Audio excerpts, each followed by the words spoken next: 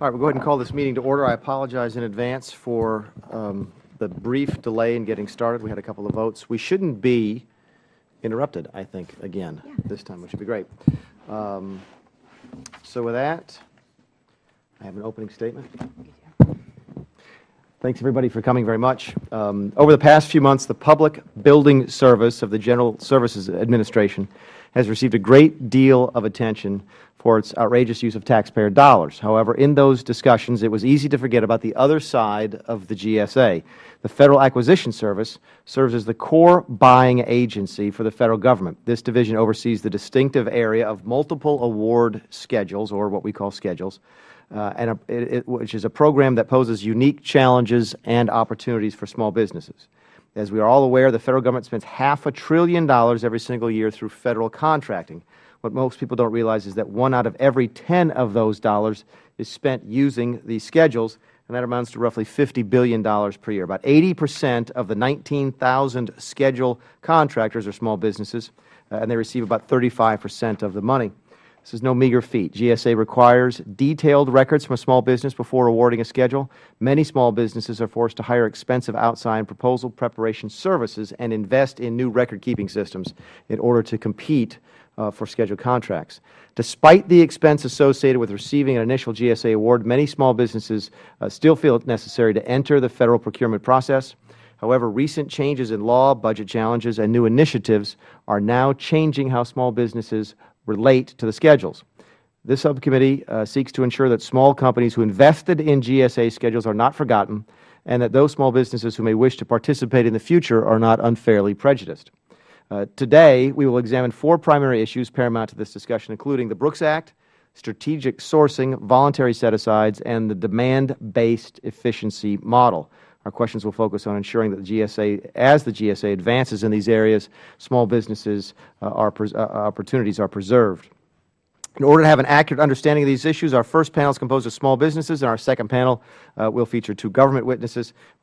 We will hear testimony from small business owners who have felt both the benefits and the burdens of the GSA's change in contract awards under the Federal Strategic Sourcing Initiative. We will also have industry experts testify on the effects of altering the schedules to demand-based efficiency and learn whether the GSA is truly complying with small business set-asides and the Brooks Act. I'd like to thank everybody in advance for being here. We get a chance to do that again before you leave, but I do appreciate your time.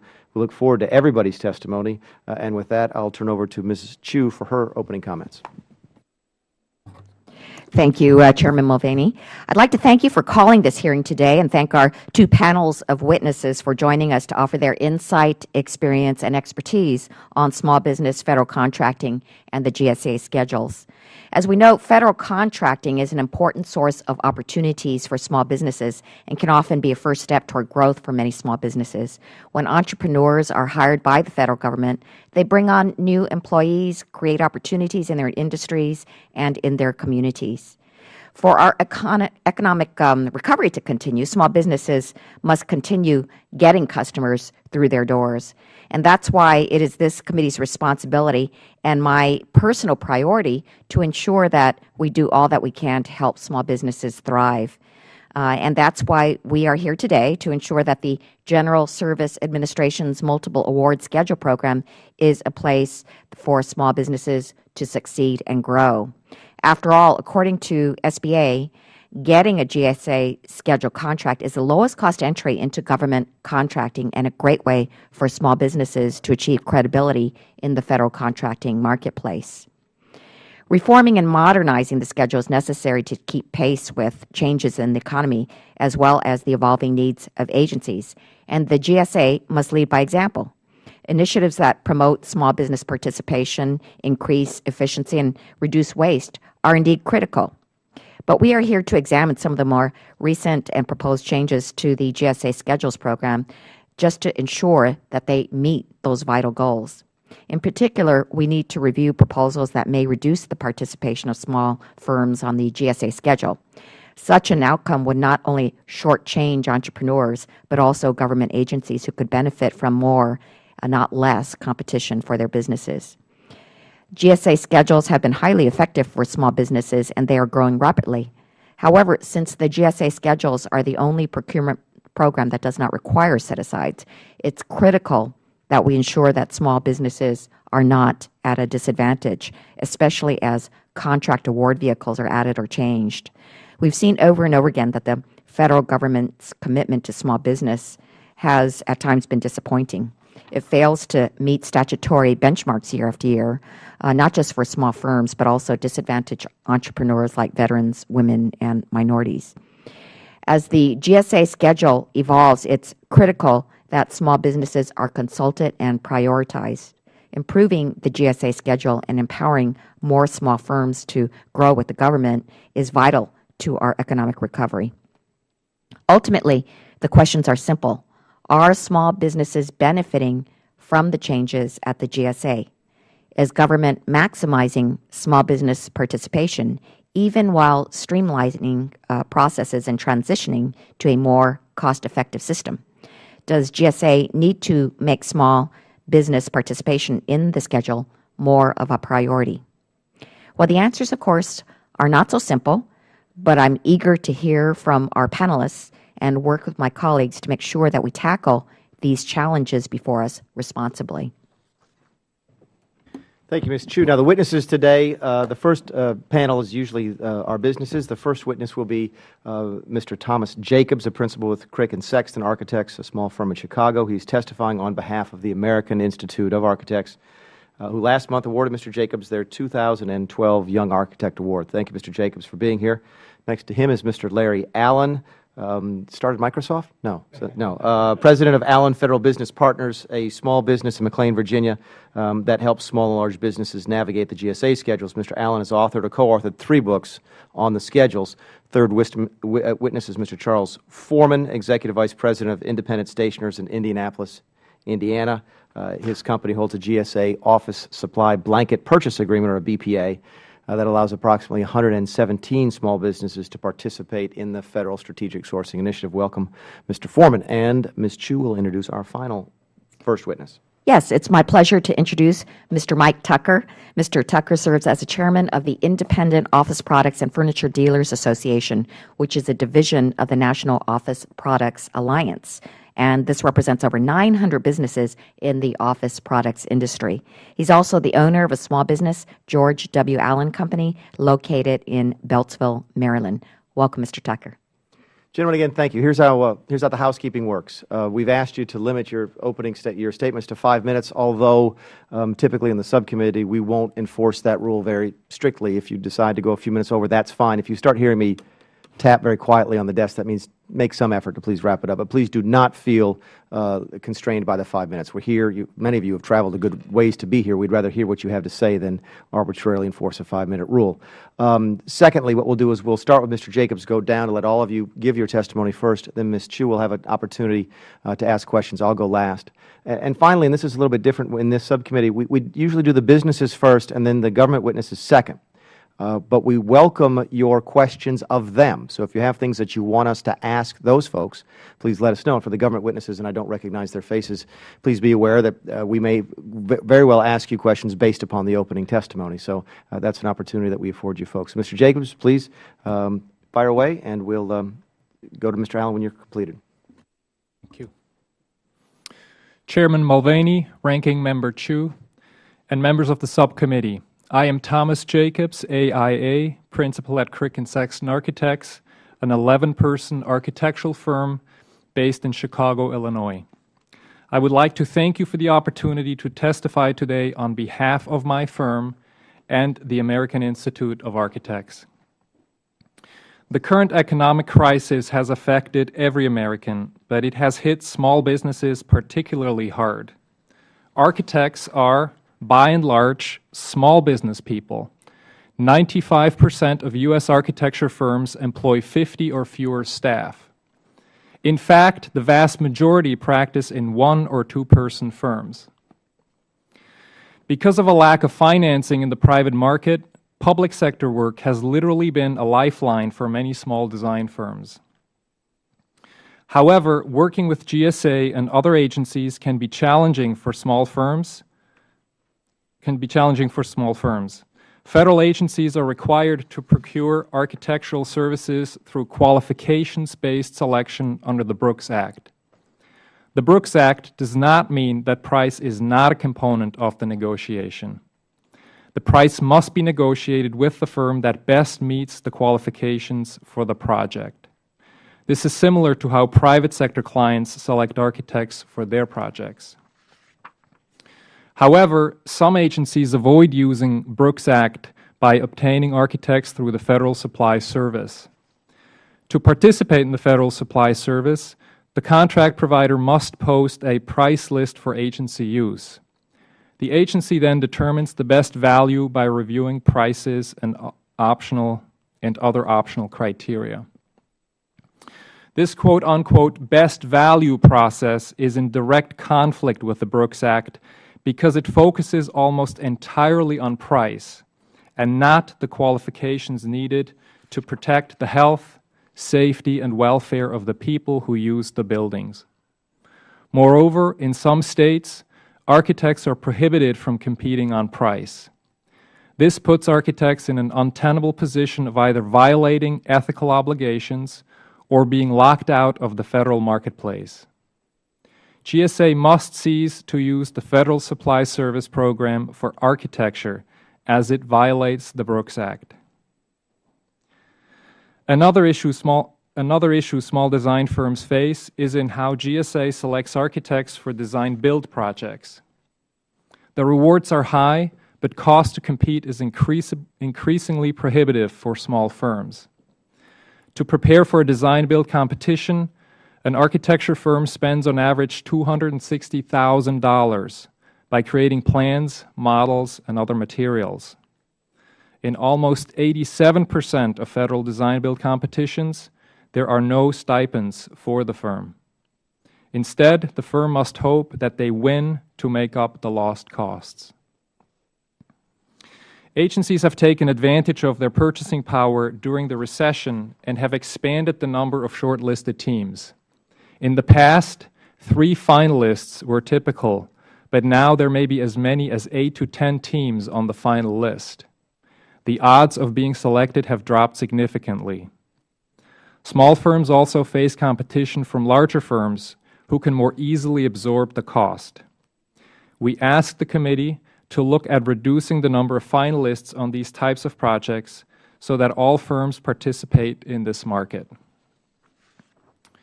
Finally, I asked the committee to urge GSA and other agencies to expand the participation of small firms in the GSA Design Excellence Program.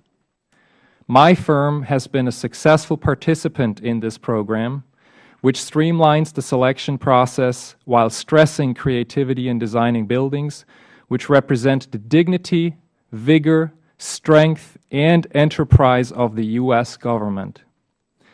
When we were shortlisted for our project, we were the only small firm competing against 5 large architectural firms. Because we had the talent, the design, and we were a small business, we won. Once under contract, we designed a 475,000 square foot new federal office building in record time, with construction bids coming in below budget. Small firms are competitive. At a time when federal government is facing unprecedented deficits, we need to ensure that every taxpayer dollar is spent wisely. Ensuring that the most qualified designers are selected at the outset of the project reaps financial benefits and true value for years to come. In conclusion, I would like to thank the members of the subcommittee for giving me the opportunity to testify today and for your dedication helping small business drive the recovery. I am happy to take any questions that the subcommittee may have. Thank you, Mr. Jacobson. Again, we'll do questions all together at the end. So, Mr. Allen. Great. Thank you, Mr. Chairman, and good afternoon to you, Madam Ranking Member, and other members of the subcommittee. It is an honor to have this opportunity to testify today before you on the GSA Schedules program. This is a program I've worked in for nearly 23 years. For 20 years, I led the Coalition for Government Procurement, an association principally made up of small business GSA schedule contract holders, as well as businesses of other sizes. I've served on the Multiple Award Schedule Advisory Panel and continue to teach and advise companies on government business matters. The Multiple Award Schedule program, in my view, is the single best avenue for small businesses to compete for and win government business in today's environment. Having a scheduled contract allows small firms to win and compete against larger businesses every day. The thousands of successful small firms that hold GSA scheduled contracts are a testament to the creativity, nimble solutions, and dedication to service that are emblematic of small businesses everywhere. For over 20 years, small businesses have received between 30 and 33% of scheduled task orders. It is clear that small businesses have succeeded as the Schedules program has succeeded. No procurement program open to businesses of all sizes can match this consistent, successful rate of small business success. Yet even this percentage of direct contracting tells only part of the story. Thousands more small firms participate in the program as dealers or subcontractors. Whether a small firm holds its own contract or participates in a contract held by another, the Schedules program supports thousands of small businesses across the country and hundreds of thousands of jobs. Today, the Schedules program has new capabilities to further enhance the ability of small firms. New rules allow agencies to specifically set aside procurement for small business. Although this rule is only 7 months old, I believe that data collected at the end of the fiscal year will show that small businesses have already realized a steady portion of Schedules-based work, even at a time when schedule sales overall may have declined. The current wording of this regulation, which is may set aside procurements for small businesses, I believe is more beneficial than a must standard. Mandating set-asides on the Schedules program is not, I believe, in the best interest of the Schedules program or the small businesses that succeed on it. New mandates that make the Schedules program more difficult to use will drive buyers to other programs, many of which do not have anywhere near the successful small business track record of the Schedules program. Any mandate that hurts the Schedules program, therefore, will have a proportional, if not greater, negative impact on small firms. It is imperative that the Small Business Administration, therefore, move cautiously during its current round of rulemaking. It is always appropriate to look for ways to maximize small business participation, but care is needed to ensure that there aren't any unintended consequences from new rules. I recommend that the SBA examine other government contracts that did not already exceed the government's small business contracting goal by 10%. Today's hearing also covers the topic of GSA's Federal Strategic Sourcing Initiative for office supplies. I am well acquainted with this procurement and the varying opinions surrounding it. I believe that an entire hearing could be held to discuss this program. The harmonization of positive political and acquisition outcomes is often something difficult to achieve. My hope is that GSA FSSI managers will exercise sound business judgment when setting the future course for this program, and like many of my colleagues, I await eagerly what happens next with this acquisition. GSA schedule managers have recently proposed demand-based changes that could affect small business schedule contract holders. One is a proposal to shut down schedule contracts or parts of schedules. The other is to move more swiftly to remove companies from the program that have not recorded any sales. For a period of nearly 20 years, GSA consistently accepted new offers and created new special item numbers and never had to close the program. Over the last several years, however, they have elected to look at closing the Schedules program. And although unintended, there may be some opportunities here that GSA does not realize when it closes the program. These closures may assist GSA in managing its workload, but previously, when contracts were only 1 to maybe 3 years in duration, they could be justified as the closure time was typically short. Today, however, scheduled contracts are awarded for a 5-year base period with 3 5-year options, and the Schedules program finds itself in a highly competitive contracting arena. Hundreds of smaller IDIQ contracts exist, and some agencies openly talk about plans to set up their own strategic sourcing initiatives, and at least one agency has developed plans to create its own Schedules program. GSA should be looking for ways to make its Schedules program as competitive as possible and remain open to new offers and innovations. The issues surrounding GSA's desire to close part of its schedules are real. The staffing issues are in fact acute, and must be addressed by the agency. In the meantime, GSA leaders should have the flexibility to bring resources in from other parts of the agency. Periodic closings of your marquee procurement program should be a last option, not the first proposal out of the gate. GSA leaders estimate that many of their 18,000 scheduled contract holders record no scheduled sales. Schedule rules state that a contractor must have $25,000 in sales within the first 2 years to maintain that contract. While GSA is also technically liable to pay each contractor that records zero sales $2,500, I have never seen that happen in my 23 years in the business. GSA does have the right to cancel contracts that realize zero Federal sales, and companies are told in writing that they have to achieve minimums. However, many companies obtained a scheduled contract because an executive with a state or local government asked them to obtain a scheduled contract to get it easier for them to do business with that state or local government. And this provides a benefit to the small businesses, at the same time posing a challenge to GSA. GSA must now deal with the reality of being the auxiliary arm of state government acquisition organizations. Businesses were told by an important customer of theirs to obtain a scheduled contract. GSA at the same time, however, must be allowed to recover the costs for performing this service.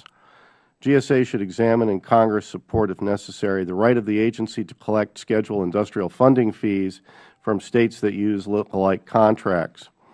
Giving GSA the ability to reach out to states that already rely on its work would allow GSA to recover costs it is already incurring. And this approach would also allow the agency to hire and train additional contracting professionals, and it will save hundreds, if not thousands, of small business scheduled contracts and the related jobs tied to them. Mr. Chairman, Madam Ranking Member, members of the subcommittee, I am a strong supporter of GSA and its Schedules program. I believe the program fulfills an important need in the acquisition system. While we may differ on specifics, I believe that today's management team wants to move the schedules forward. With a little tweaking, the program's success and that of its small business partners will only get better. I appreciate this opportunity again to testify and look forward to your questions. Mr. Allen, thank you very much. Mr. Foreman. Thank you, Chairman Mulvaney, Ranking Member Chu, and members of the subcommittee. I am pleased to be testifying before you today about the multiple award schedule program specific to Schedule 75 and the Federal Strategic Sourcing Initiative Generation 2 Blanket Purchase Agreement. My name is Charles Foreman, and I am the Executive Vice President of Independent Stationers, and I've been in the office products industry for 23 years. Independent Stationers is structured as a dealer-owned cooperative headquartered in Indianapolis, Indiana, and has been in the office supplies and related industries since 1977. Our small business dealer owners have varied tenure in the office products industry, with some dating back to the early 1900s. Independent Stationers was certified as a small business by the SBA in 2003 and is comprised of 351 members and affiliates. Our dealer owners are small businesses, and many hold other socioeconomic designations. Today, 117 of our members are certified and approved by GSA as participants of our Federal sales program, and such can utilize our MAS Schedule 75 contract and related FSSI OS2 BPA. Our model is similar to other successful cooperative business models such as Ace Hardware, credit unions, and many of the other nearly 30,000 cooperatives in the United States. There are many different types of cooperatives, including agricultural, financial institution, healthcare, housing. However, some are formed for purchasing, which applies to independent stationers. The reason independent stationers is in existence is to give our small business dealer owners the tools and resources they need to level the playing field with their big box competitors. Like the Federal Government leverages its purchasing power, we aggregate volume from our small business dealer owners, giving them lower cost of goods.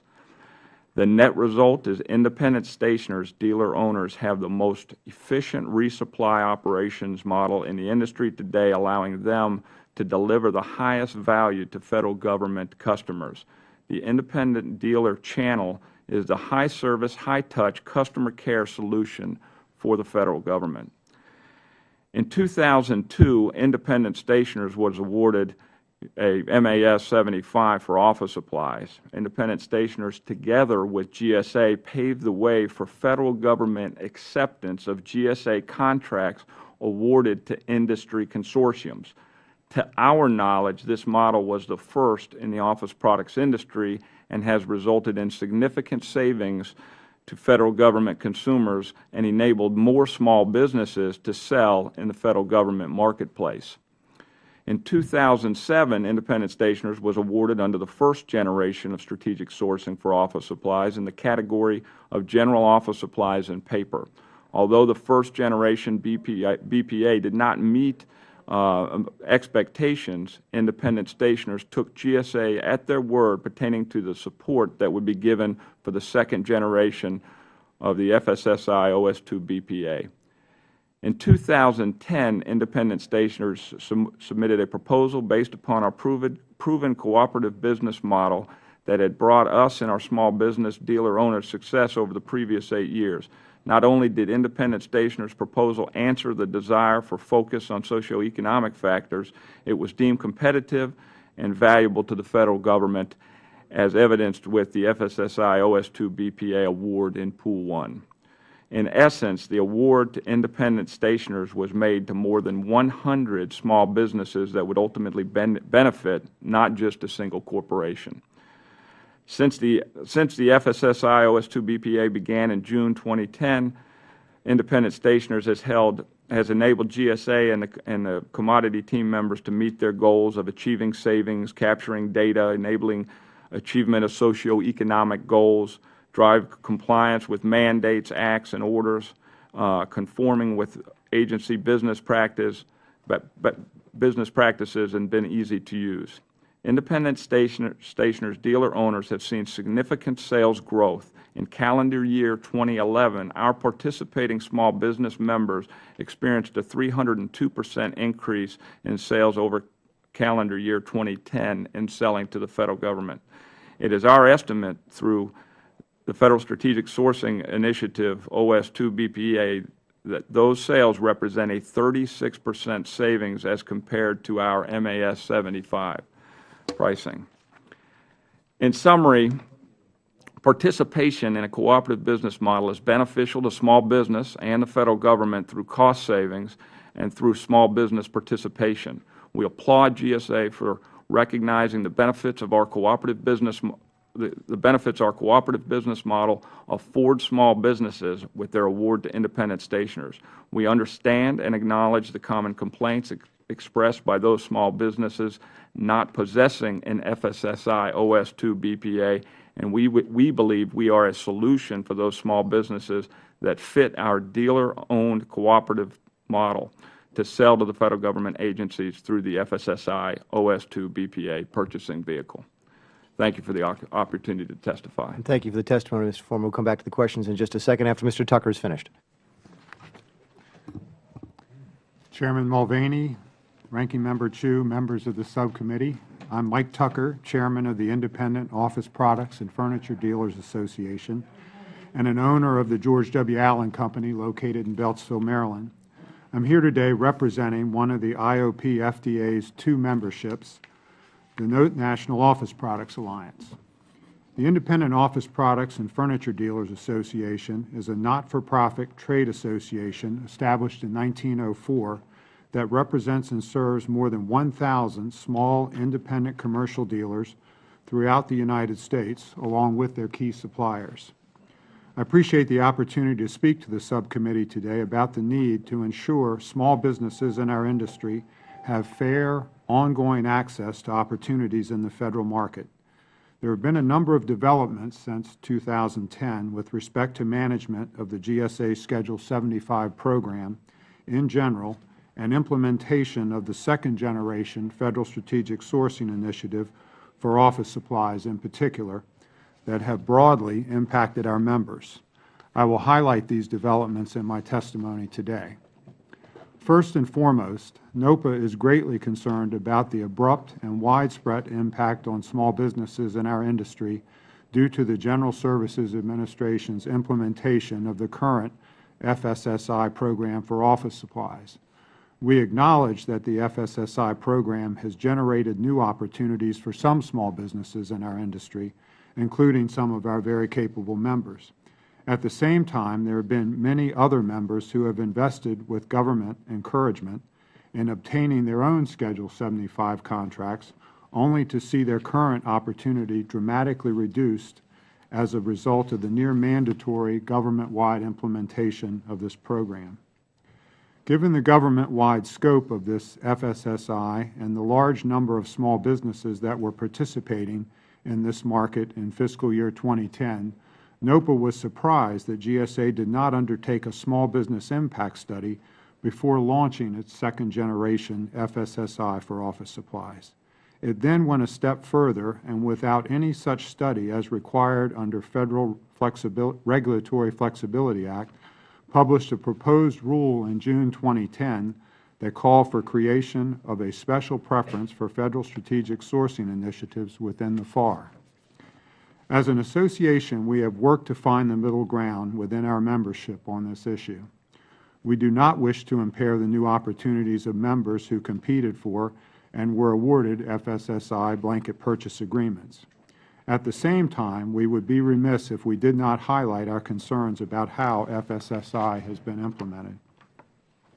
After monitoring FSSI implementation for 6 to 9 months and seeing its far-reaching impacts, we agreed within the NOPA Board to urge GSA and the Administration as a whole to issue a statement of administration policy to clarify to Federal agencies what our industry had been told by GSA and the Administration just prior to the bid process, that FSSI would be implemented on a non-mandatory basis, allowing non-awarded GSA Schedule 75 holders to continue to compete for Federal business. Since that time, it has become clear that FSSI volume and its share of total Federal spending on office supplies would continue to grow as more and more major agencies issued guidance to buyers that FSSI use was mandatory except in unusual situations. NOPA has maintained a dialogue with GSA and the Office of Federal Procurement Policy on FSSI implementation since 2010, and I am here today to urge this committee, the full Congress, and the Administration to acknowledge and address the impact of strategic sourcing on our industry in a forthright way. The solution is simple and relies on allowing more competition and flexibility in purchasing as ways to achieve FSSI's goals and reduce job loss pressures in our industry. First, the Administration needs to issue a very clear statement of administrative policy that restores full competition within the Federal market for our industry's products. This approach, if communicated and implemented broadly, will ensure genuine ongoing choice of procurement vehicles for agencies and will help the Administration achieve the overall budgetary savings it hopes to achieve through the FSSI program. Mandatory implementation of FSSI on a government-wide basis represents a massive form of contract bundling, which has and will continue to reduce the opportunities and the ultimate level of small business participation and healthy long-term competition in Federal markets. Second, there needs to be more flexibility to allow individual dealers with their own GSA schedules to participate in FSSI as authorized participating dealers, with dealers who have received awards. Authorized dealers should be subject to reasonable ground rules, but this should not mean they must give up their rights to compete for non-FSSI Federal business opportunities using their regular GSA schedule contracts. This is essential since APDs will need to bear significant administrative fees from GSA and their chosen FSSI BPA holder partner, as well as normal costs associated with properly servicing Federal accounts. NOPA is in dialogue with GSA regarding the APD option, and we ask this committee to strongly encourage them to work toward an expeditious and balanced conclusion. We hope that this committee will reflect on the history of FSSI implementation in our industry and consider how the small business impacts can be mitigated in the future. At the end of FY 2010, there were 550 mostly small companies and a few dealer-based organizations competing for Federal business with one or more departments and agencies under the regular GSA Schedule 75 contract program, or using individual blanket purchase agreements. However, with the rapid and orchestrated push by GSA and OFPP for use of FSSI on a government-wide basis, using just 2 large and 13 small vendors, the economic fallout has been swift and dramatic for most of the remaining Schedule 75 contract holders. The office products industry is one where small businesses owned and operated by women, minorities, service-disabled veterans, and second- and third-generation entrepreneurial families have been well represented and highly successful against much larger national competitors. It is hard to understand how an FSSI program was implemented that did significantly more harm than good to this already fragile community of businesses. We do not believe that this result, a net economic loss for small business, is what Congress or the Administration intended, or is it what our nation needs as our economy is showing uneven signs of recovery. More competition, not less, is the solution and can be readily restored in the Federal market for office products by making the FSSI program truly one option rather than a mandatory or quasi-mandatory option, among those that have been in place and working effectively for some time. I ask that my testimony be made part of the official record of this hearing, and thank you for inviting me to testify on behalf of NOPA. Thank you, Mr. Tucker. And just to point to all of you, your testimony that you have prepared in advance is part of the record. So, and as will the questions and answers. So, as is my custom, I will defer to my ranking member and give her as much time as she wishes. Thank you, Mr. Chair. I'd like to follow up with you, Mr. Tucker, in terms of the problems you talked about with regard to the Federal Strategic Sourcing Initiative. You mentioned in your testimony that despite GSA's assurance that FSSI would not be mandatory, that in reality it has become that, and that agencies issue guidance to buyers is that FSSI use is mandatory. I want you to talk about how it's communicated to the buyers that it is mandatory, and also can you explain how mandatory FSSI has prejudiced buyers away from regular Schedule 75 vendors, and to what degree this has impacted non-awarded small business? It's varied by agency, but basically they put out an agency directive that you are required to use this program and these 13 small businesses and 2 large businesses for your office supplies. And if a card holder wants to veer away from that, they either have a very strenuous group of hurdles they have to go through to make that happen, or they, in official language, are threatened with losing their card because they're not following the guidelines of the agency. But it was a very strong-arm push. It was not, there was nothing non-mandatory about it. It was very strongly worded. I have samples of those letters from all the agencies if you'd like to see copies of them. And I'm assuming then there was a dramatic drop in business for the other ones, for the other Schedule 75 vendors. Well, we are schedule holders, so our sales reps would show up at agencies that we'd been doing business with for years, and we'd just be flat out told, sorry, we love you, your pricing's good, and your service is great, but we can't do business with you anymore. And it had a dramatic impact on our business very quickly. Our sales are off 60% from what they used to be, and we've lost 9 employees as a result of it. I've also heard that that the award application process for the blanket purchase agreements is confusing, and there are many restrictive requirements.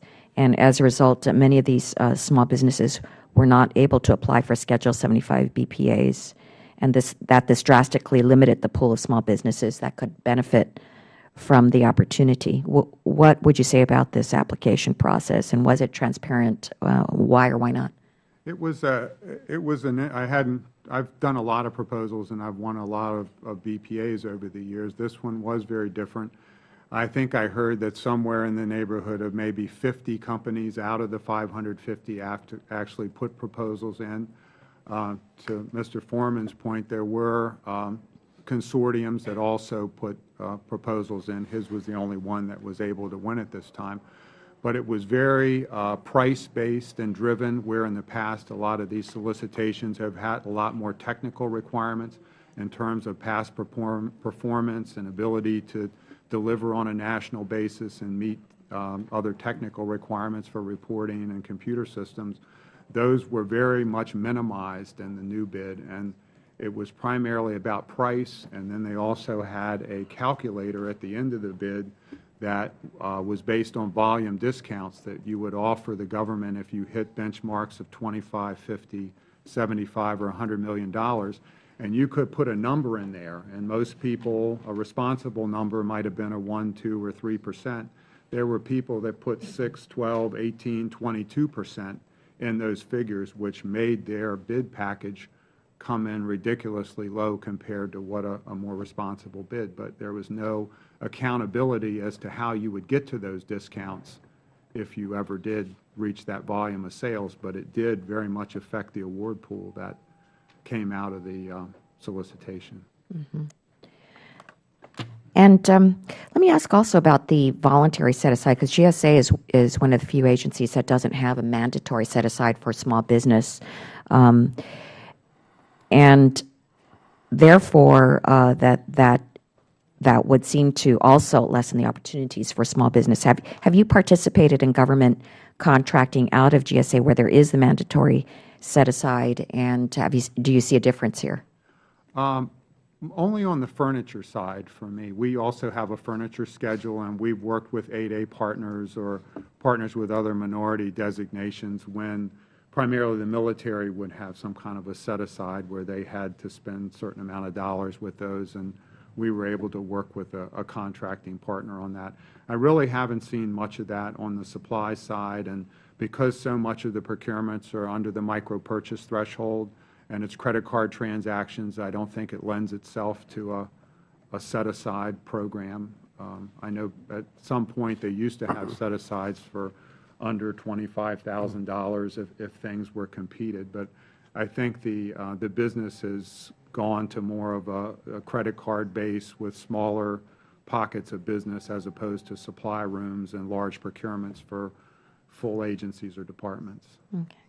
Mr. Allen, you talked about the $25,000 sales minimum threshold and the effect that canceling contracts with no sales will have on state governments that rely on GSA schedules for selecting vendors for their state programs. There is this $25,000 minimum, but canceling those particular contracts right now could have, of course, a very difficult effect. And in fact, in my own state of California, having a federal schedule contract makes it easier for a business to get onto the state's own schedule. But, of course, being canceled would really have a deleterious effect. So what effect will GSA's enforcement of this contracting provision have on the ability of businesses to compete in federal and state markets?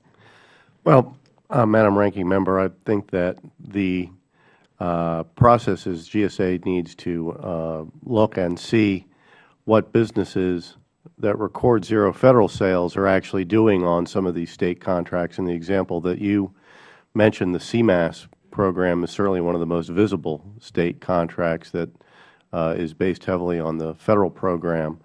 And being able to see that there are businesses that are doing robust state government business and may very well have the intent, but because they're small, lack the bandwidth to sell federally right now, is an important factor that needs to be considered before those contracts are canceled. Unlike somebody who may have gotten a scheduled contract 4 years ago to transact one specific piece of business and has never done anything since, the types of contracts that are awarded that are essentially the backbone of a state government contract do have a purpose. And I think that purpose needs to be investigated and realized before there are any cancellations that take place. Mm-hmm. And for anybody on the panel, the whole panel on this $25,000 minimum, have you experienced this or know small businesses that have had trouble meeting this annual minimum? Would it be particularly difficult for small businesses to meet this threshold? Well, in my experience, Madam Ranking Member, I've seen small businesses that have struggled over a couple of years to achieve $25,000 in sales, usually the ones that have a dedicated or halfway dedicated Federal program can achieve that level in a couple of years, maybe 3 years. And if they're showing good progress historically, GSA has been willing to allow that contract to continue in anticipation that they will build a base of business. GSA's enforcement of the $25,000 limit has not always been consistent over time. Now, I'm speaking as somebody who has 23 years of experience with the program. More recently, they have become a little bit more consistent about looking at companies that have no sales. But again, no sales really should mean no public sector sales and not just no sales to the Federal Government. Okay. Well, thank you. And I yield back. Thank you, Ms. Chu. We now recognize the gentlelady from North Carolina, Ms. Elmers. Thank you, Mr. Chairman, and thank you to our panel for being here today on this issue. Mr. Allen, my questions are for you. I have a couple of situations that I've run into with constituents, small businesses back in North Carolina on basically the GSA scheduling issues. I'd like to ask you about some of or what the process is sometimes if there's the possibility of some of the abuses that could happen. One directly would be if a small business is deemed to be not a small business and something other than or larger than a small business but has received funding. What is the process that would happen if they have already received some funding? What is the process that should take place? How prevalent is this? And how are abuses like that monitored? Well, some of it is dependent on the basis upon which the initial contract award was made. So if the initial contract award was made based on small business size standard and the business in question is no longer small, a proper notification should be given by the business to the government agency that it is no longer small, and then it's up to the agency to decide whether that they need to actually keep this as a set-aside piece of business, in which case they would, at some point in the not-too-distant future after receiving that information, cancel the current contract and then go out and recompete among eligible small businesses. Contracting officers in the government as well have the ability to ask businesses of any size to recertify their size status at the time of any task order being issued against that contract, and small businesses have to answer.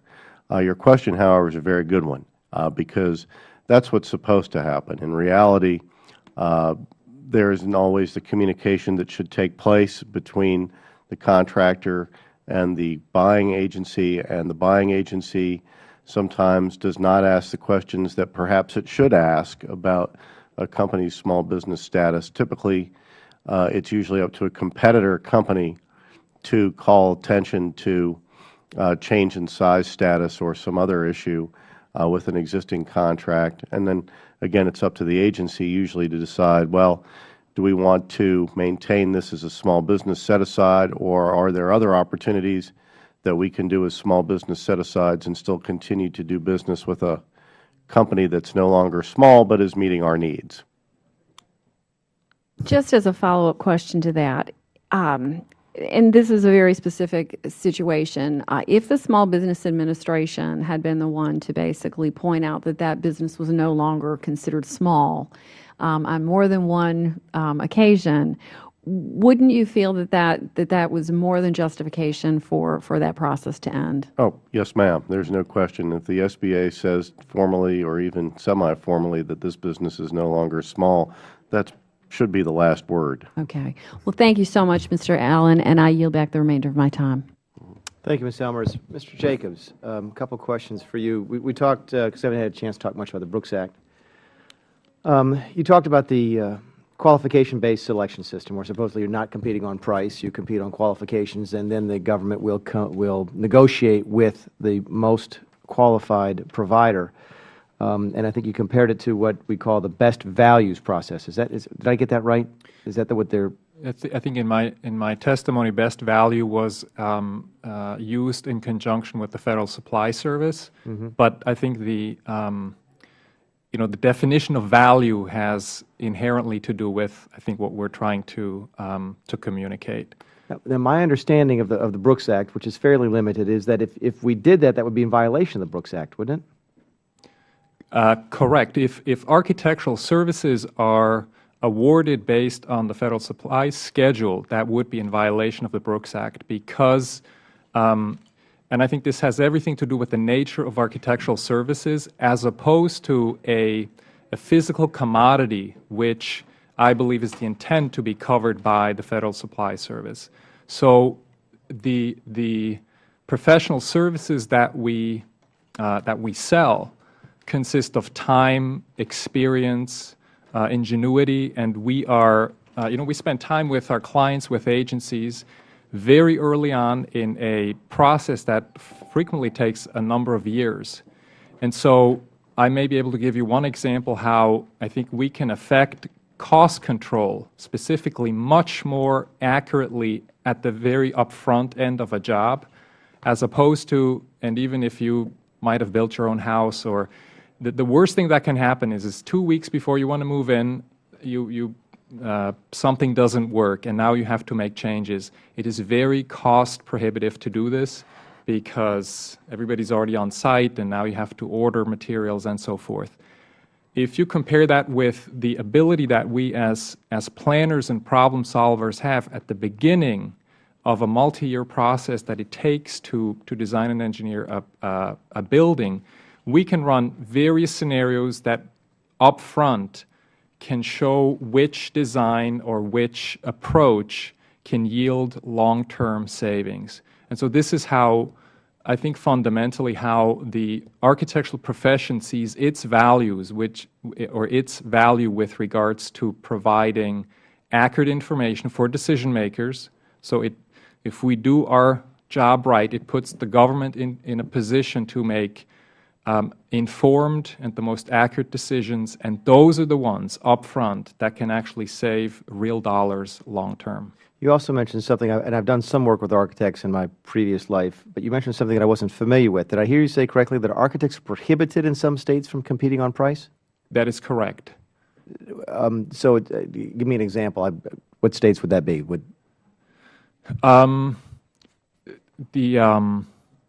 I'd actually have to look that up. I was generally, or I am generally informed that out of the 50 states, I think 2, and I can't point you to which ones they are, but 2 of those, that the statutes of the profession in those states prohibit people from just competing on price. All right, let's assume for sake of this discussion that's correct. I have no reason to think that it's not. If the government is actually employing this best value process in either intentional or unintentional violation of the Brooks Act, wouldn't that automatically disqualify every single architect in those 2 states from competing? I think based on professional ethics standards, yes, it would. But I think this is somewhat of a gray area in that it puts architects in this difficult position. As you know, the economic climate is such that I think firms in a case like that may be forced to make a decision in interpreting their professional ethics standards, or basically still applying for federal work. And your last comment, and I'm going to ask each of you this before it's finished, your last comment, you urged the GSA to do something regarding expanding participation. I couldn't write as fast as you were speaking. Say that for me again, because I'm going to have the GSA come up in a second. I'll be happy to pursue that topic with you. Yes, we would like to the committee to consider urging the GSA to expand the Design Excellence Program. And this is the exact program that we were involved in this federal office building that I described. And I think this is for probably three primary reasons. This Design Excellence Program explicitly meets the intent of the Brooks Act, in our opinion, because it is a two-stage selection process. And actually, before you get to that process, all of these opportunities are posted on FedBizOpps, completely open and transparent and accessible, easily accessible to all. And then this two-stage selection process is first a broad qualification of experience and expertise. And based on that, the government then creates a short list. And typically, members of that short list get to an interview or in a competition mode where they literally are pitted against each other in terms of who is more experienced, innovative, and actually might have some real ideas with design. So because that process is literally set out to give the government sort of the benefits of the competitive environment we are in, we believe, and our experience is that yields a very good result. Thank you, Mr. Jacobs. Mr. Foreman, a couple questions for you.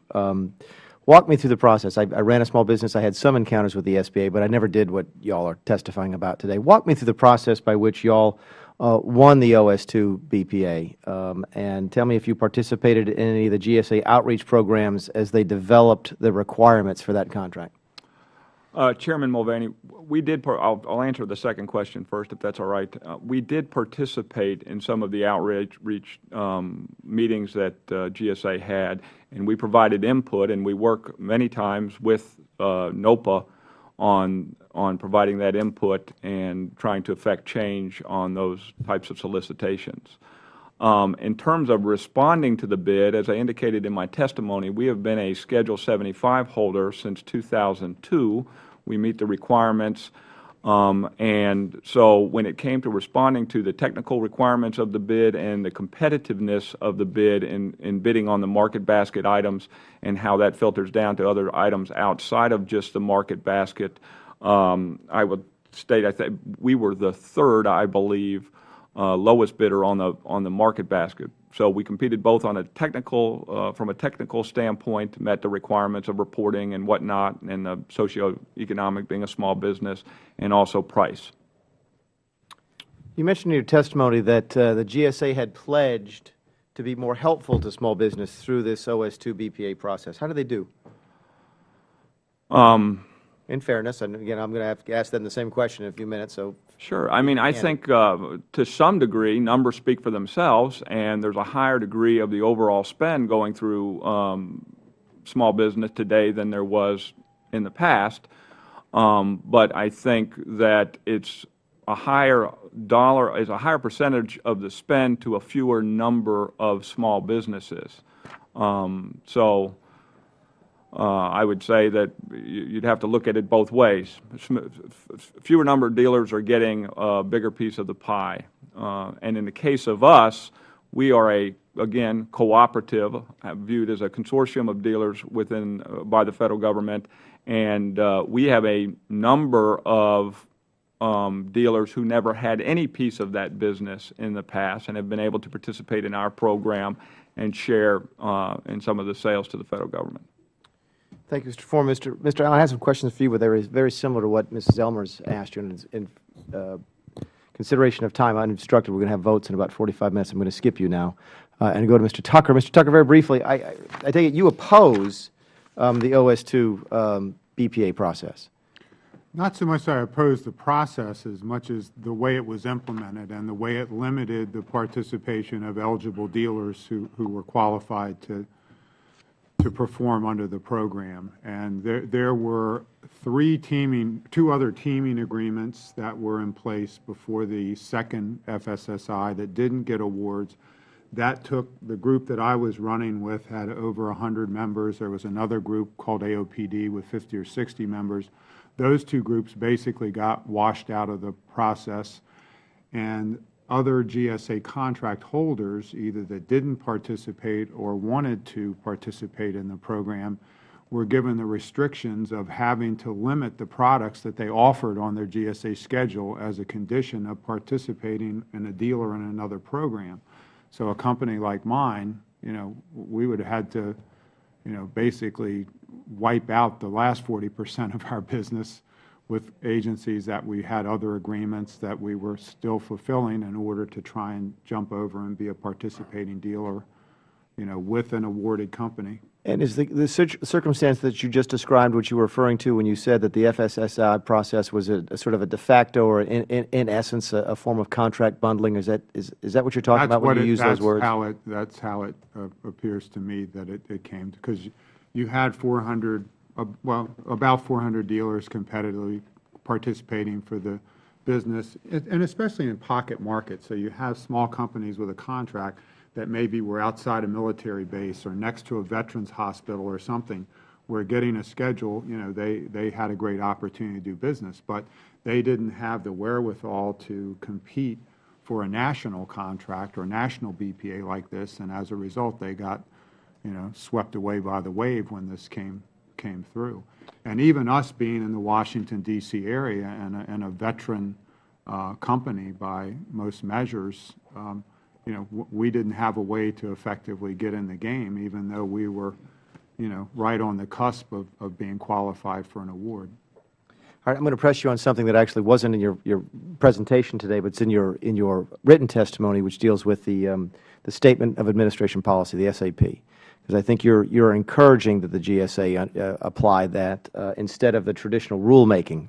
As a lawmaker, did I mischaracterize that? No, I think that, that's, we represent a lot of companies, and some got awards and some didn't. So we saw that as a compromise vehicle that could allow other companies to get in if the guy outside the veterans hospital or the military base had something in writing from the administration that says FSSI is not mandatory. He may be able to use that to counter the written guidelines that agency put in place that made FSSI mandatory. And I'll just ask you, Mr. Tucker, as a lawmaker, SAP doesn't appeal to me very much. You recognize, of course, number one, it doesn't have the force of law, so it may not be as powerful a tool as you think that it is. And perhaps more importantly, it doesn't provide for comment period input from the business community. It's sort of a fait accompli. It's a done deal once the administration issues it.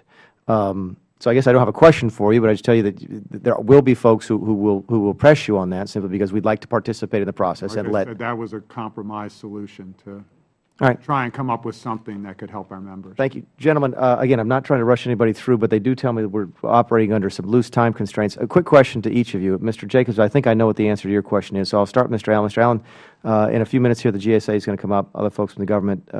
Any questions you want me to put to them? I think the biggest question for GSA, Mr. Chairman, is what they're going to do in terms of these discussions that we talked about, the demand-based changes. I think that on some level, an administrative level, I understand what they're trying to achieve, but I don't know that the process that they're going to propose to go through is the best way. What other processes, what other alternatives are there that would allow them to manage their administrative challenges without causing this type of disruption to their overall business? Thank you. I'm sure that was one of the questions we had as well. So, Mr. Foreman? If I were to ask a question, it would be, would there be additional consideration of the cooperative business model as a means to help GSA achieve some of its goal in terms of reducing administrative burden in terms of managing hundreds of contracts when it can, utilize a cooperative and in essence support small business, numbers of small businesses through one contract? Mr. Tucker? Just that they would continue the dialogue with us and with a short-term solution in mind of trying to get more participation from companies that have held GSA contracts in the past and without any burdensome requirement. Thank you, gentlemen. I thank all of you for your time, for your effort, for your input. I especially thank those of you who traveled today for this. And I'll tell you what I tell everybody who comes to these things, because some folks come in and say, look, Mr. Mulvaney, no one showed up for this. Was this a complete waste of time? I can assure you that it's not. I can assure you that this is where the dialogue starts on policy making, on rulemaking, on everything.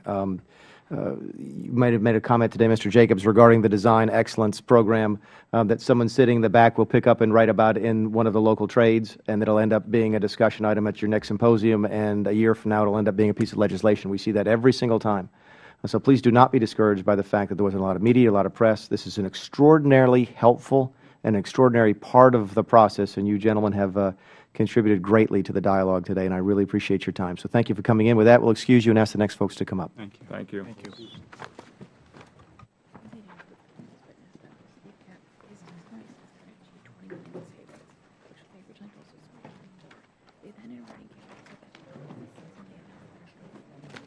I saw that. That was in my questions. Yeah, that was. Stephanie had those. Not Stephanie. Natalie had those earlier. So. I emailed her with it. I didn't know you guys. Yep. Yeah, she focused most of her work on the stuff that we were going to ask the government. So. Yeah, the DBM stuff. Those are her questions. Okay. Yeah. And I didn't get into DBM with these guys.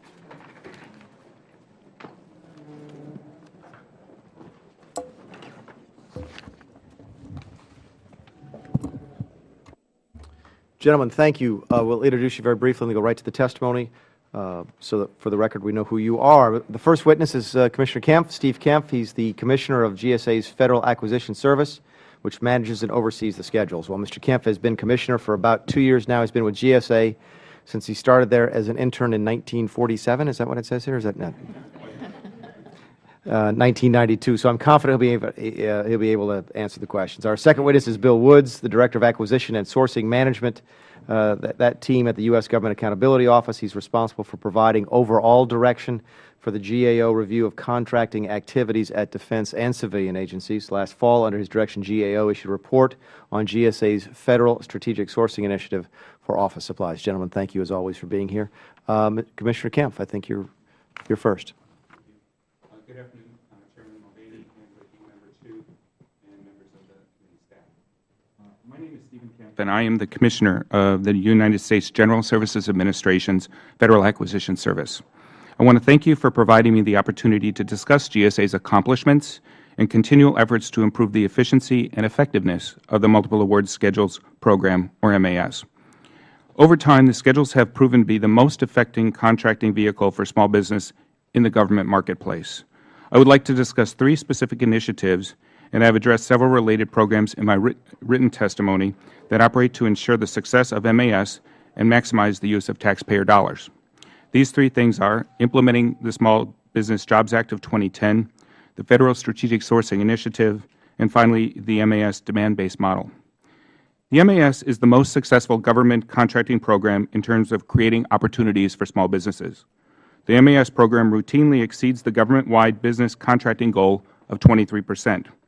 Specifically, more than 70% of all MAS vendors are small businesses, and approximately 34% of all dollars spent in the MAS go to small businesses. This success is not accidental. It is the result of robust programs and a commitment to the success of small businesses across our agency. Our expectation is that the full implementation of Section 1331 of the Small Business Jobs Act of 2010 will drive even more market share to small businesses. Since promulgation of the FAR rule in November of 2011, GSA has trained approximately 1,700 members of the Federal Acquisition workforce. While we are pleased with our progress, we continue to identify additional ways to ensure that the authority continues to be a success. For example, in partnership with the Federal Acquisition Institute and Defense Acquisition University, FAST has launched a 4-hour course on how to use the new authority, and we are in the process of working with the Office of Federal Procurement Policy, FAI, and DAU to make the case that MAS training, and as a consequence, training on Section 1331, should be a required component of the Federal Acquisition Certification. We look forward to continuing to work with you to ensure success of this program. Over the last few years, we have placed renewed effort in GSA on data collection, analysis, and enhanced competition. These are the things that allow us to make the best purchases at the best prices. Such leveraging of government spending is at the heart of the Federal Strategic Sourcing Initiative, or FSSI. FSSI is governed by the Office of Management and Budget in concert with the Chief Acquisition Officers Council Strategic Sourcing Working Group. It's important to understand that price is only one of FSSI's key priorities. Socioeconomic goals, including small businesses, understanding the government's spending patterns, ease of use, and removing government cost drivers are other key goals. To accomplish these goals, on each specific initiative, we work closely with other agencies to develop features and requirements, as well as obtain industry feedback and expertise. This thoughtful process has resulted in significant savings and smarter acquisitions in all of the initiatives we have undertaken. The MAS is a great acquisition tool. However, fundamental MAS business models have not changed since 1992, despite significant market changes since that time. The MAS model needs to change to address new realities, and we must ensure that our vendors are able to respond effectively and efficiently to market demands. This is why GSA is committed to implementing a new business model we call demand-based model. The MAS program, with limited exceptions, is perpetually open to qualified new offers, and while vibrant markets exist in some of our schedules, we have reached the point of saturation in others. In some instances, well over 60% of the contract holders receive little or no business. Furthermore, competition that takes place in an oversaturated environment is often not effective. These concerns form the basis behind our demand-based model. This model allows us to focus our limited resources and capacity on the most critical areas. Over the last several years, the volume of MAS offers received has roughly doubled, and the number of modification has nearly tripled. Much of this increase is the result of numerous contractors offering the same items at different price points. GSA projects that well over 50% of the MAS contracts awarded in 2011 will not have significant sales, and the government will spend over $20 million to support and manage low or no sales contracts. The current fiscal challenges facing agencies require GSA to refocus its acquisition professionals on helping agencies use the MAS program more effectively by bringing new solutions to the market faster, improving pricing, and simplifying the buying process. Small businesses will only succeed if GSA is positioned and able to provide opportunities, respond quickly, and offer the technical assistance needed to navigate the procurement process. The demand-based model will increase our agility, provide agencies with faster and better access to emerging solutions, send clear signals to the marketplace so contractors can identify where the demand lies, and respond accordingly. On behalf of GSA's Federal Acquisition Service, I again thank you for this opportunity, and I would be happy to answer your questions. Thank you, Commissioner. Director Woods. Thank you, Mr. Chairman, Ranking Member Chu. I'd like to cover three areas this afternoon. One is a GSA study on office products that they completed on behalf of the Appropriations Committee. Secondly, our observations on the conclusions in that study. And then thirdly, to talk about the Office Supplies 2 contract that we have heard about already this afternoon. The Appropriations Committee had heard, as have many others, that the prices on GSA schedule contracts were not nearly as good as some agencies could obtain on the open market. And they asked GSA to conduct a study to either confirm or deny that. GSA spent about a year performing that study, and their conclusion was that about 58% of office supply purchases were made outside the schedule. And when those purchases were made, the agencies were paying price premiums, a higher price as buying off the schedule than they would buying under the schedule. Those price premiums were significant, 75% higher prices paid off schedule than they would have paid purchasing under the schedule, and some 86% higher making purchases off schedule than they would under the OS2 program. We spent a fair amount of time looking at the data that GSA had collected, their methodologies, and we had some concerns about their findings. The finding that they had paid a price premium we thought was too high, and the reason is that they did not properly account for variations in quantities. Let me give you just one example.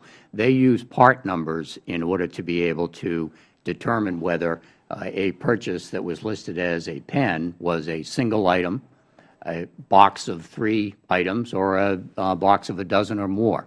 That simply was not a sound methodology to allow them to come to the conclusion that they did.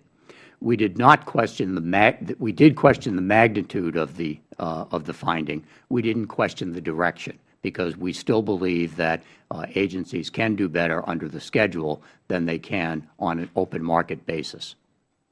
Other agencies, their studies confirmed our view and GSA's view that agencies could do better under the schedule and through leveraged purchasing. We talked to the Air Force. We talked to the Department of Homeland Security. They had conducted their own studies and came to the same conclusion.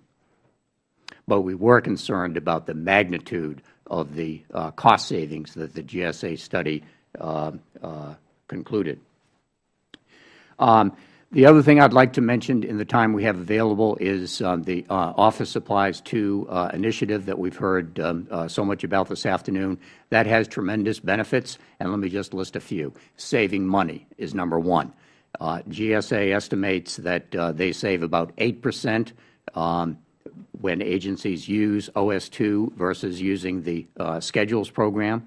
They estimate that agencies in total have saved some $39 million so far just in the last couple of years by using OS2.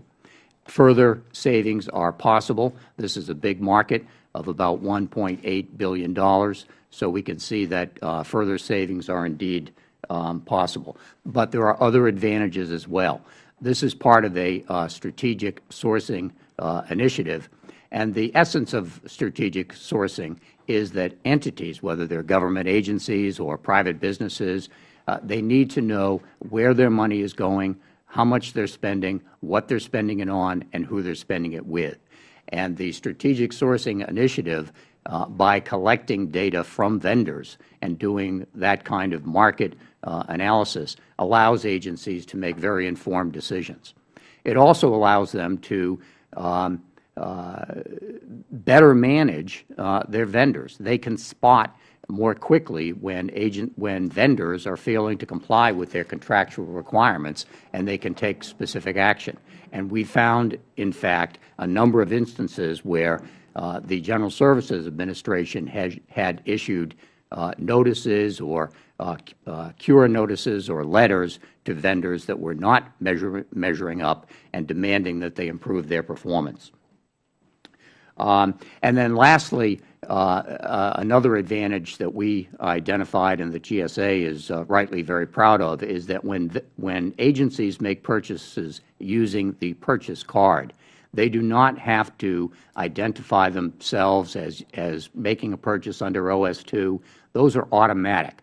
If they use the purchase card, if the card gets swiped, they get the OS2 price. They also get relief from State sales taxes, which is important. That in itself is an enormous saving. So we have concluded that there are benefits from the OS2 initiative. It is not without their problems. There are certainly some growing pains, but fundamentally the government is better off using OS2 than otherwise.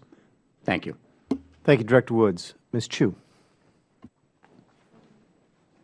Commissioner, the Small Business Jobs Act allows agencies to voluntarily apply set-asides to schedule orders. However, the GSA schedule is the only procurement program that does not mandate set-asides. Why should the schedule be exempt from these mandatory small business set-asides? Well, I would focus on the results that we've shown thus far. I think that the program has, exceeded almost any other measure that you might have in terms of results. And when we're talking about 34% results over to small business across the program, that is substantial. It's well above the targets that many agencies and programs do not meet. But I really want to focus in on what we've seen since we've implemented the discretionary set-asides. That happened last November. We were ready right out the gate to help the agencies understand how to use it. We provided the training to them. We have, as one of the tools we offer as part of the Schedules program, something called eBuy, which is an electronic marketplace for ordering and doing RFQs. And in the last 2 months, we've been able to track the number of procurements in eBuy where they've actually used the discretionary authority. And in the last 2 months, we saw 1,776 actual set-asides being done by the agencies. So when you look at the uptake, and that's out of 12,000 actual procurements that were actually put into eBuy, and that's not the entirety of what happens on the Schedules program. So when you look at the amount of uptake and as quickly as it occurred, additionally, when we've been out to train, I have a couple of anecdotal responses that we saw at the agencies. At the Air Force, we saw them move a full and open procurement to the Schedules and use as a set-aside a $40 million procurement.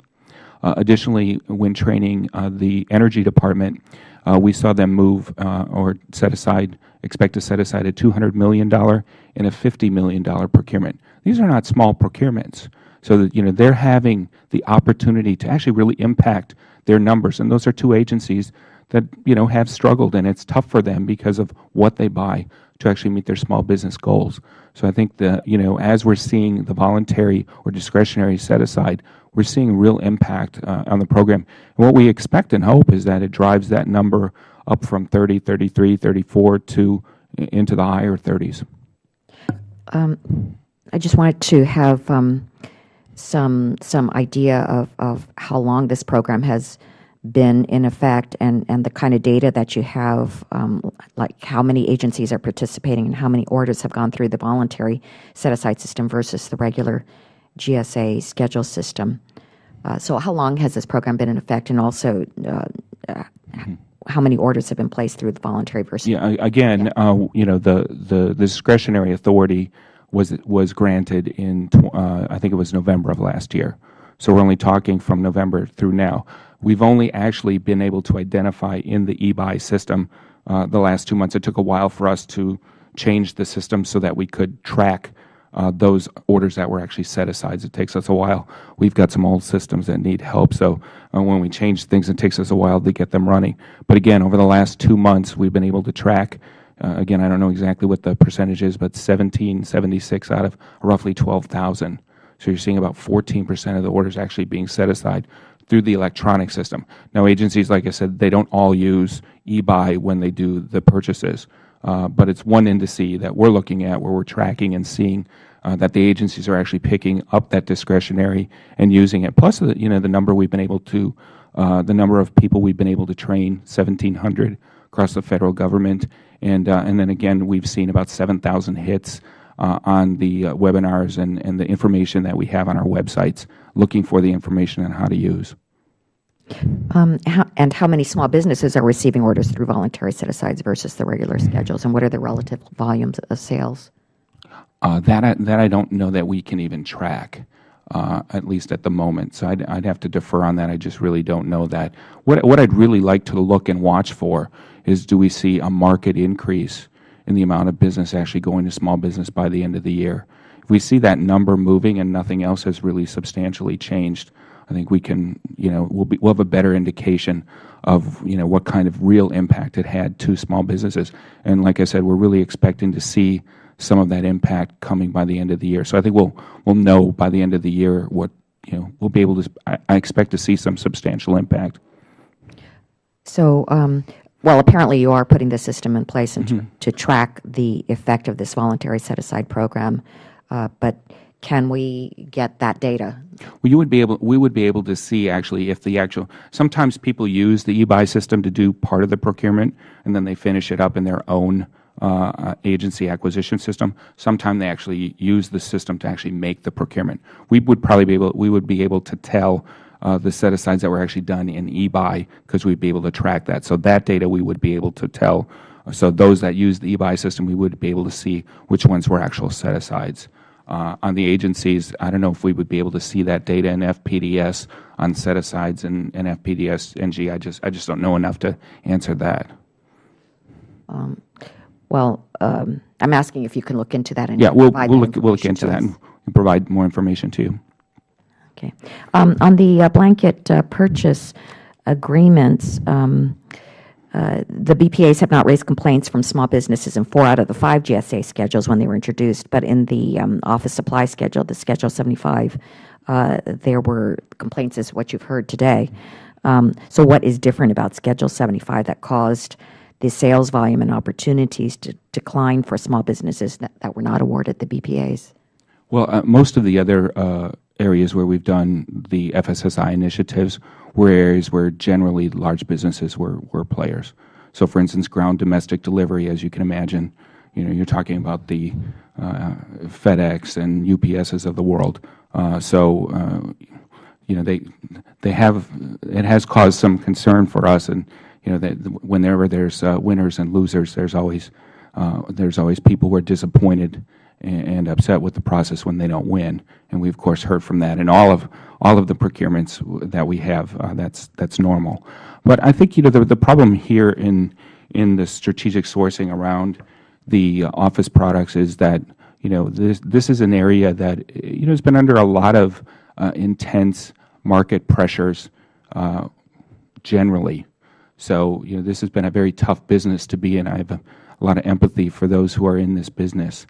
But we have, this is our second generation. We learned a lot from the first generation. I think Director Woods points to some of the lessons we applied that brought us some good results. I wish we were further along than we are. When I look at, we're at about $120 million this year in a marketplace where the government will be spending well over $1 billion. So we're not capturing everything. The government is still spending more than they need to by not using FSSI OS2. So we aren't capturing, we're not even capturing a majority of the market. And there are agencies that are doing a great job. A lot of them are with us in Office Supplies 1. So for them, they had already instituted the discipline within their purchasing community to actually use this. So when we changed over to OS2, they moved over very quickly. Their people were already disciplined and doing that as part of their agency trying to save money. Others are just getting along. And when you look at the way the government buys office supplies, it's probably one of the most distributed purchasing patterns in the entire federal government. So it's really hard to change buyer behavior when you have literally hundreds of thousands of people buying and with authority to buy. So is it true that you are mandating that the federal agencies purchase all goods from the within the BPA awarded vendors, even if the goods and services are not part of the basket of goods covered by the BPA? Is this a mandate? Yeah. GSA is a non-mandatory source, so we provide the services, among them OS2. What agencies do within their own agencies and their authorities and how they direct their purchases to be made within their own agencies is up to them. Now, I know some agencies have done, they have said, we are going to use this, so if you're not going to use this, you need an exception. Other agencies have said, here it is, use it. Other agencies have tried something in between. So you have a lot of agencies doing different things. And for some of them, it's about getting small business credits. For some of them, it's about saving money. For some of them, it's about getting the data that we provide so they know what they're spending and where it's going to. So you're saying that it's not a mandate? It's not from GSA.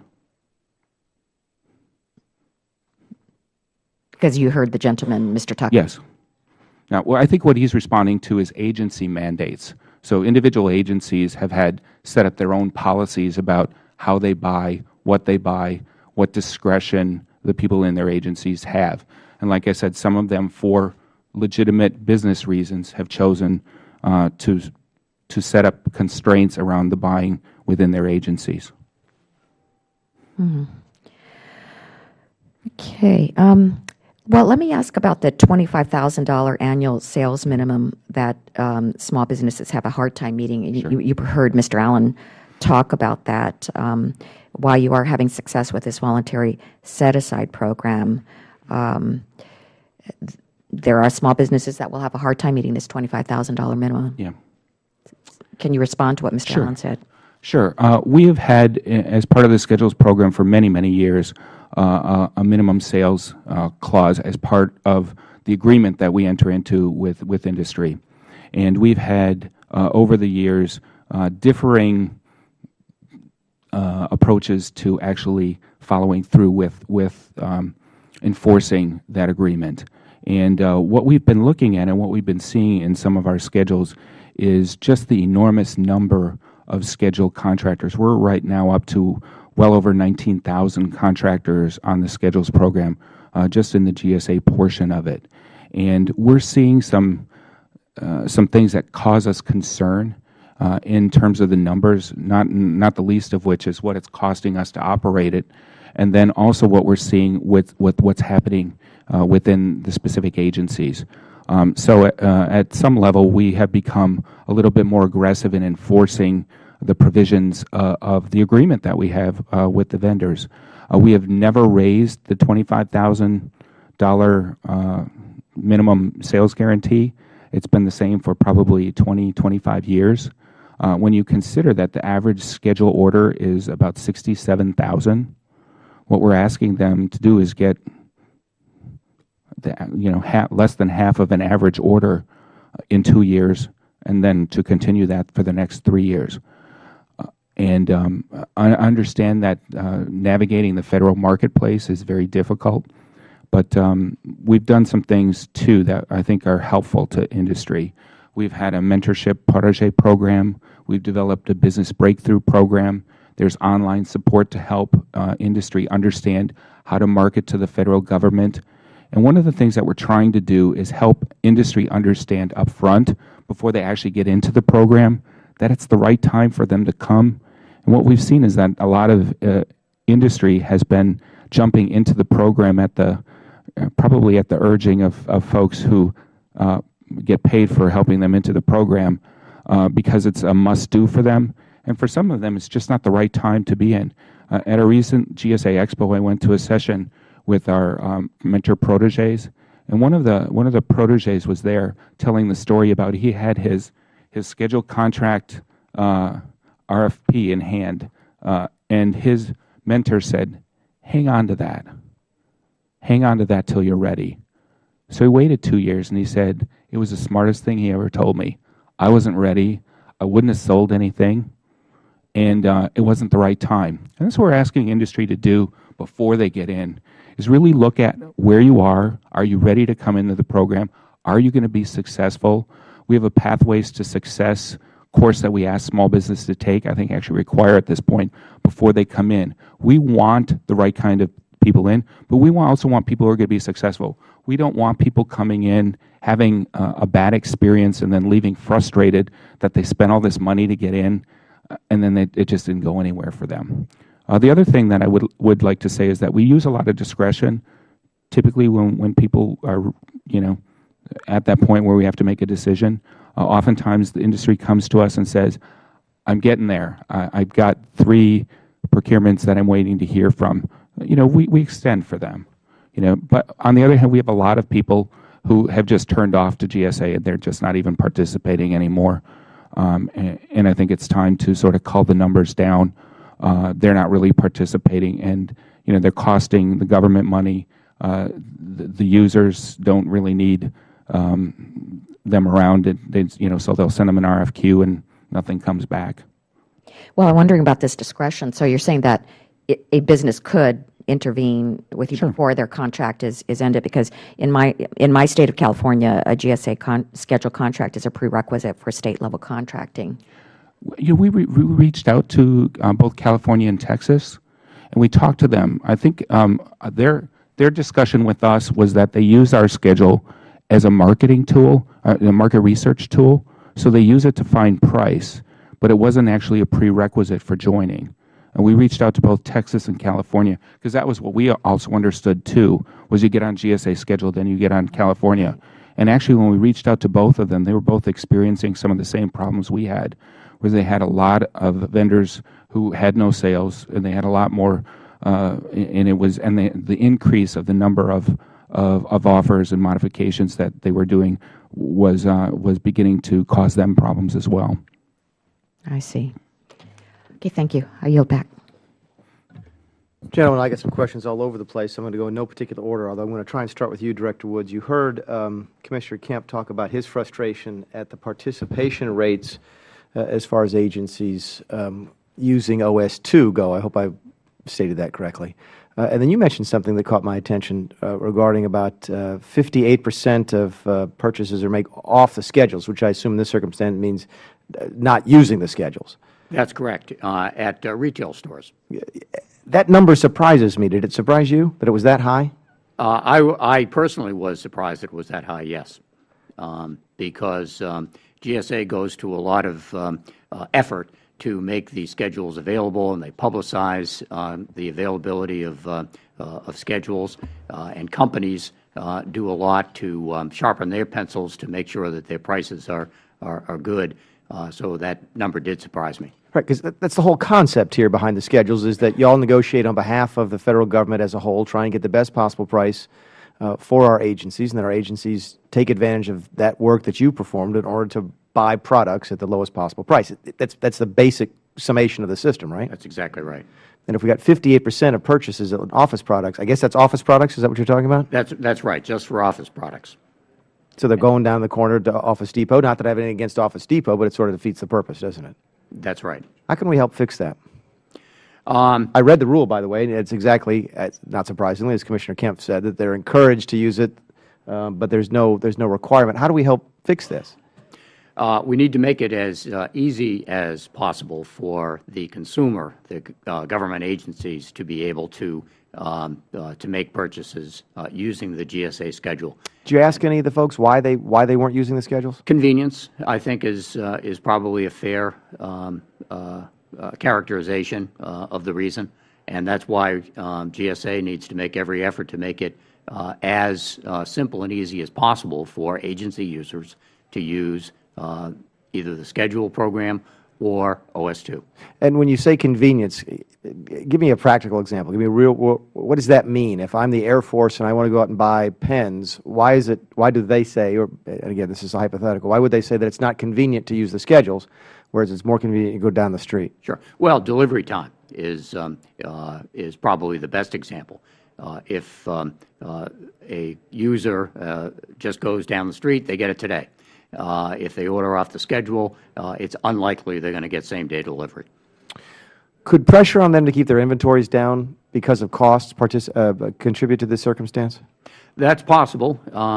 Agencies sometimes will inventory quantities of office supplies to make them available, and I know many organizations, both public and private, are cutting back on inventories in order to streamline operations. Thank you, Director Woods. Commissioner Kemp, a couple different questions for you. Let me see what I find. We've got some numbers about some of the set-asides, which 6 months ago were at 0, and in the last 2 months have actually picked up considerably, looking to like 14.8%. Are you concerned that implementing DBEM right now may negatively impact that positive trend? DBEM?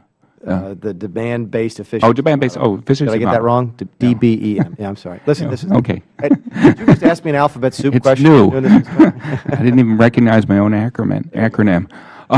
Here's what we're actually looking to do.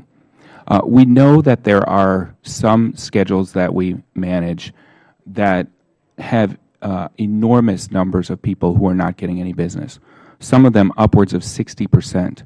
We also know on some of them that the demand is going south, and in some cases substantially, like shipping and packing schedule, photographic equipment, the people that sell typewriters. There's nothing that we're going to be able to do that's going to change that demand curve. However, what's the harm in just leaving them there? Well, the harm in leaving them there is it costs us money to just leave them there. Well, actually, let's separate people who are not meeting their minimum sales guarantees and the demand-based efficiency model. They're two different things. Okay. So demand-based efficiency model, we've looked at some schedules where we know we really don't need any more competitors. And when we've looked at that, we've looked at areas where we know there's there's substantially no innovation going on. We've looked at areas, in many of these cases, we have 400 or 500 contractors on the schedule already. One of the things we're hoping to do is just at least preserve the market for those that are already on. So people who had invested on getting on the schedule, let's not divide that market up by adding 50 more people and divide the pie up just a little bit more. And we've talked to our customers, and our customers have told us, if I've got 500 choices and I'm not really buying that much, why are you wasting your time adding more people when you could be dropping the time it takes to get on the schedules where I do have demand, where there is innovation, where I do need people. Also, they're saying to us, can you go out and do some more of this Federal Strategic Sourcing Initiative? Or can you help us understand how to do Strategic Sourcing Initiative? Or for our industry partners, can you go out and train people how to use the schedule better, help them write difficult statements of work so that we can actually use GSA schedule better? Much to what Director Woods is saying, can you make yourself easier to do business with or help us understand how to do business so you drive up the pie that's actually being spent under the Schedules program? We only have limited resources in the Federal Acquisition Service, and what we're looking to do is shift some of those resources, some to help industry and drive higher sales, some to work with our agency customers and develop secondary uses of the schedule or help them understand how to use it. But in any case, what we've done was we've actually looked at, we expect that if we implement this as we're planning right now, we would only be impacting about 25% of the schedule sales. So for 75% of the schedules and 75% of the sales, and by the way, the growing part of those sales, it will be open and will continue to be open. And one other benefit to industry, it identifies the dead ends, and it also identifies the opportunities. And I think this has some value for industry, which is basically this, helping them understand where the government is not going to be buying, where it would be a waste of their time and money to come into the program. And we're not doing that right now. So we're just saying we're taking all comers. So in many ways, diluting some of the potential partners that, once they get in, and I get these calls from vendors, I just got in, I'm so excited. And I just, in some of these areas, I just know there's no business coming. And so it's helpful to them. And I can't argue with the logic, although in this sea of paper I have on my desk now, staff just handed me something that said that the special item numbers that you all are proposing closing as part of DBEM, they represent over $8 billion in sales, or about 16% of all the GSA schedule sales. Isn't that it doesn't sound to me like it's typewriters. Am I getting, really buy that many typewriters? It's a lot of things. It's it's 2 whole schedules and parts of, I think, 14 others. But again, we selected those special item numbers or SINs based on where the government, where we've seen sales go down, where we know there's no innovation, and where we have, in many of these areas, we've looked and seen what the number of schedule holders with low or no volume sales are. And in most of these areas, it's upwards of 40%, and in many of them, upwards of 60 or 80%. Gotcha. Before we leave DBEM, one more question. Is that the written testimony that you submitted claims that the GSA will save roughly $20 million using DBEM, but prior written materials provided by your office say that the savings have been scaled back to about $6 million. But is that apples to apples? Did something change? Tell me about the discrepancy between those two numbers.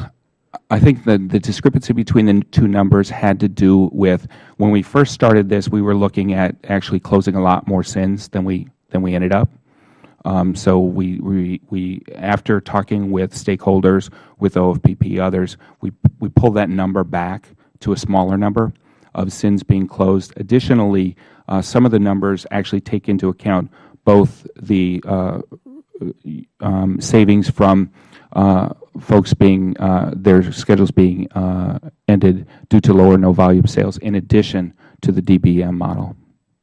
Let's transition now to the issue that Ranking Member Chu mentioned to you briefly, and that I think Mr. Allen raised during the first panel discussion regarding the use in various states of these schedules.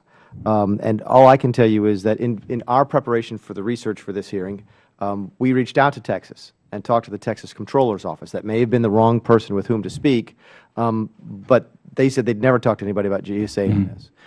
So clearly there may be a misunderstanding at some point, and I would encourage you to reach out to both Texas and I suppose California, though you said you've spoken to them as well, because they're telling us that they anticipated that if the vendors in year 3 or later of a contract that aren't meeting the threshold were removed, it would affect nearly $25 million in state purchases, or about 15% of the Texas multiple award schedule purchases, almost all of whom are small business.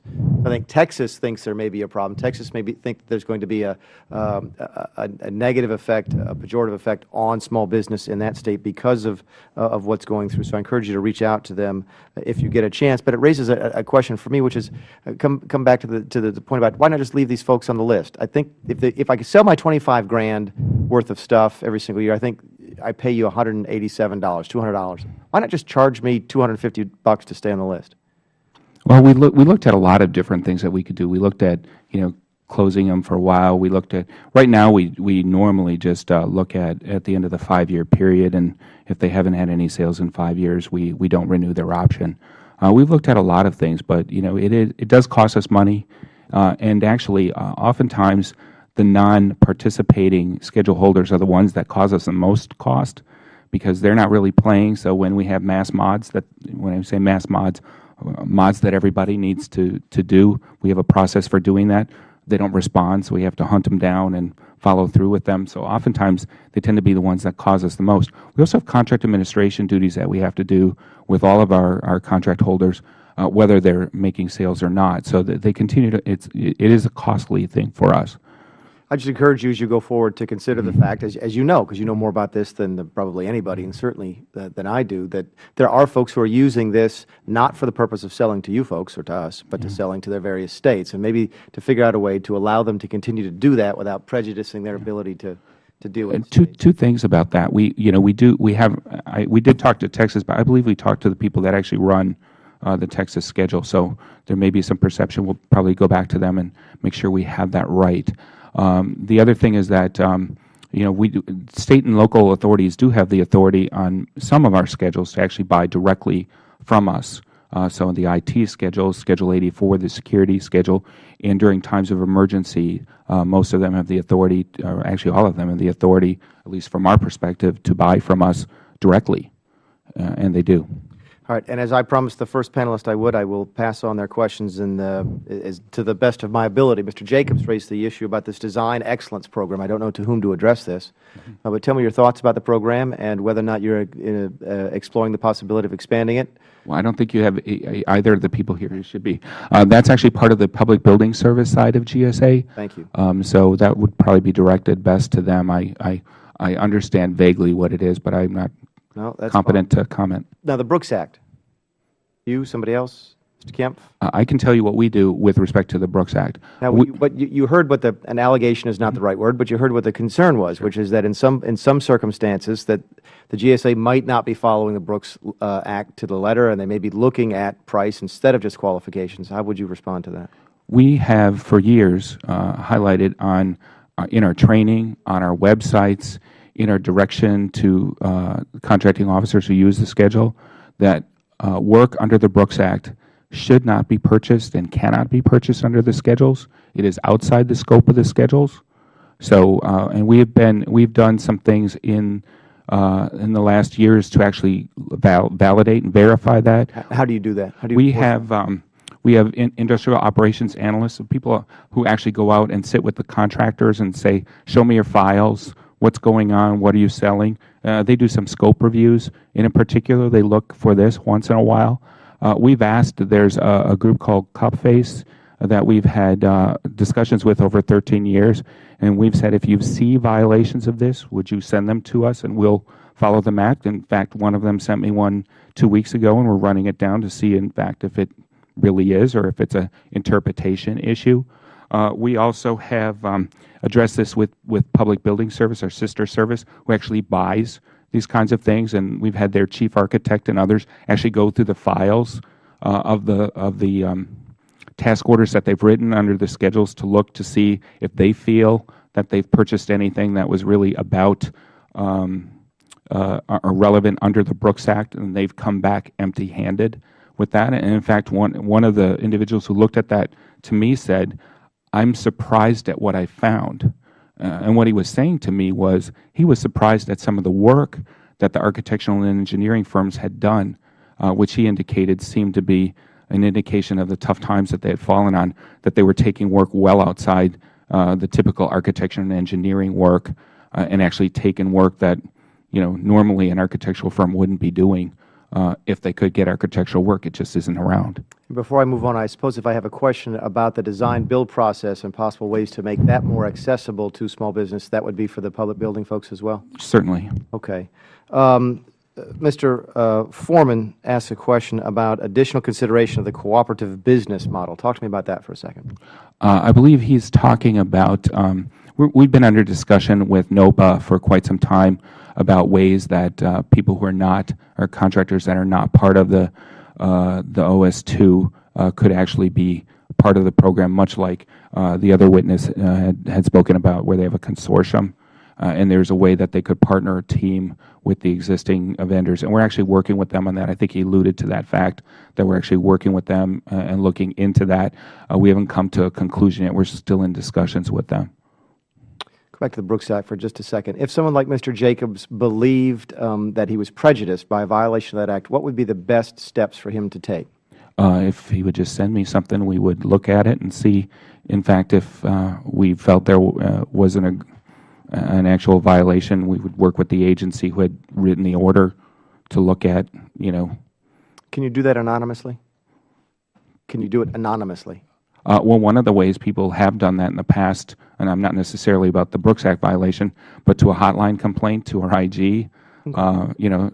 I've actually even gotten letters in the mail, unsigned, saying, "I think this is wrong, this happened." So sometimes it's not even the IG that gets it. We usually follow those up and see, as long as they seem reasonable. I get unsigned letters in the mail all the time. Yeah, I'll bet. Usually very interesting. Yes. Mr. Chairman. Yes, sir. On the Brooks Act point, a couple of areas where the Government Accountability Office might be of assistance to Mr. Jacobs. And one is that we have a bid protest function, so that if any offer or an interested party feels that the process was not followed properly, they have the option to file a bid protest with the Government Accountability Office, and we'll review that. Secondly, we're starting some work at the Departments of Veterans Affairs, looking at their construction procurement operation. And of course, that will involve A&E services. And we can be on the lookout for instances where there might be possible misuse of the schedules. Thank you. Gentlemen, I appreciate your candor. I appreciate your participation. I especially appreciate your forthrightness. I think Mrs. Chu and I both try and give the impression that we're not here to beat up anybody. We're actually pulling in the same direction on this. All we're interested in is making sure that small businesses are having every opportunity that we can give them. So I appreciate you doing that. That said, I understand that we're getting ready to vote very shortly on a fairly significant item that we'll need to step out and prepare for. And I have a couple of extra questions, and what I'd like to do is simply send them to you in writing, and if you could get back to us, that would be greatly appreciated. Absolutely. We'll be happy to receive those. With that, unless you have anything else, thank you all very much for coming in. Thanks again for everybody for participating. With that, we'll adjourn the meeting. Good. Okay. Nice job. Good to see you. Thank you. Yeah. Good to see you again. Yep.